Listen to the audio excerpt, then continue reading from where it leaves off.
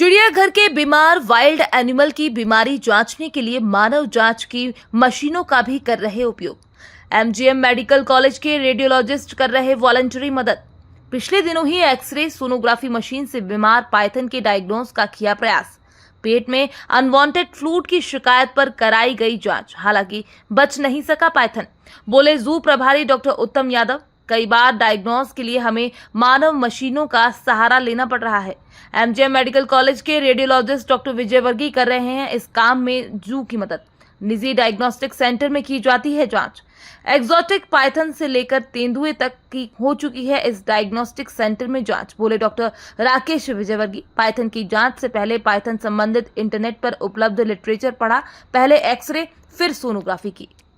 नहीं, देखिए, उसको हम लोगों ने बहुत से बचाने का उसको प्रयास किया था और उसका एक्सरे सोनोग्राफी सब कुछ कराया था, लेकिन अनफॉर्चुनेट पार्ट रहा कि वो बच नहीं पाया, क्योंकि उसको जिस तरह से इन्फेक्शन की जो संभावना हमें लग रही थी, लेकिन उसमें इन्फेक्शन नहीं था। उसको कहीं ना कहीं इंटरनल उसको इन्फेक्शन था उसमें, जिसमें उसका लीवर काफ़ी हद तक डैमेज हुआ था और उसके कारण उसने ऑफ फीड हो गया था और ऑफ फीड होने के कारण फिर कुछ समय सर्वाइव किया, ट्रीटमेंट को रिस्पॉन्ड करना बाद में उसने बंद कर दिया था और उसके थोड़े समय बाद फिर उसकी डेथ हो गई।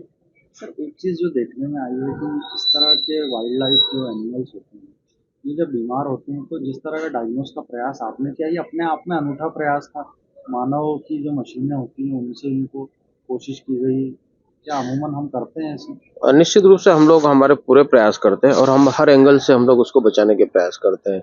और डायग्नोसिस की अगर बात है तो हम लोग वेटनरी कॉलेज मऊ की भी हेल्प लेते हैं। साथ ही साथ जो यहाँ पर एडवांस इक्विपमेंट है, यहाँ पर जो ह्यूमन में यूज़ होते हैं, उनका भी हम लोग उपयोग करते हैं, ताकि कहीं ना कहीं इसकी डिसीज़ को लेकर डायग्नोसिस प्रॉपर हो जाए और proper line of treatment set हो जाए। तो उसके प्रयास हमारे पूरे तरीके से रहते हैं। जो भी जिस लेवल की अप्रोच रहती है, जिस एंगल से अप्रोच करना रहती है, हम लोग करते हैं, ताकि एनिमल बच सके और उसकी जान को कोई खतरा ना रहे। तो ये हम लोग लगातार प्रयास हम लोग जरूर करते हैं, जिसमें इवन खाली वेटनरी डॉक्टर्स की बात नहीं है, वेटनरियन तो हमें साथ रहते हैं, हम लोग करते ही करते हैं, लेकिन कई बार ह्यूमन इंटरवेंशन की ज़रूरत पड़ती है तो हम लोग उनको भी इन्वॉल्व करते हैं इसमें और ह्यूमन डॉक्टर की भी हेल्प लेते हैं कि कहीं ना कहीं, क्योंकि अल्टीमेट गोल हमारा ये रहता है कि हमारा एनिमल किसी भी तरह से नुकसान में न रहे, उसको डैमेज ना हो, उसकी लाइफ अल्टीमेट बच जाए, यही हमारे प्रयास रहते हैं। एक एक्सोटिक स्पेसिस पाइथन की अफ्रीका से आई थी, जो जू में जिसको रखा गया था, बट पिछले कुछ दिनों से वो पाइथन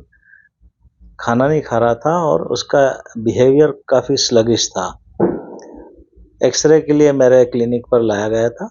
एक्सरे में जब उसका लिया गया था तो नॉर्मल निकला। एक्सरे एपी और लेटरल उसकी बॉडी का किया गया था।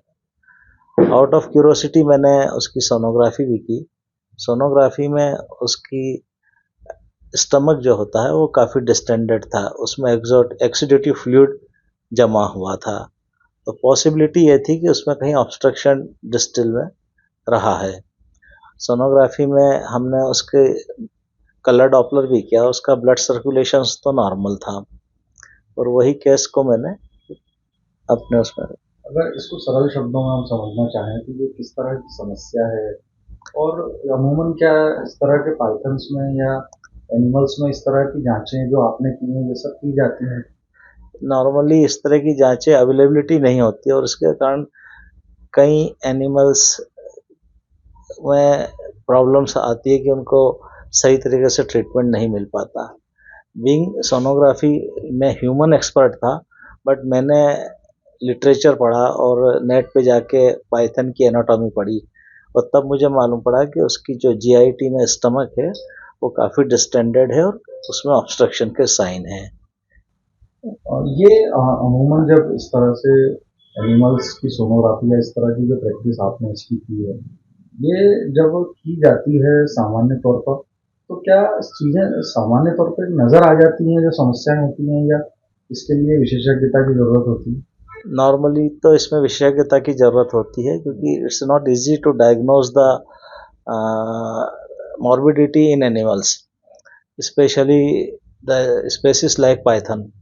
बट इस केस में चूँकि मैं काफ़ी समय से ऑनररी वाइल्ड लाइफ वार्डन हूँ इंदौर ज़िले का, तो मुझे एनिमल के बारे में नॉलेज होने के कारण मैंने अपने इंटरेस्ट के लिए इस केस को भी हैंडल किया।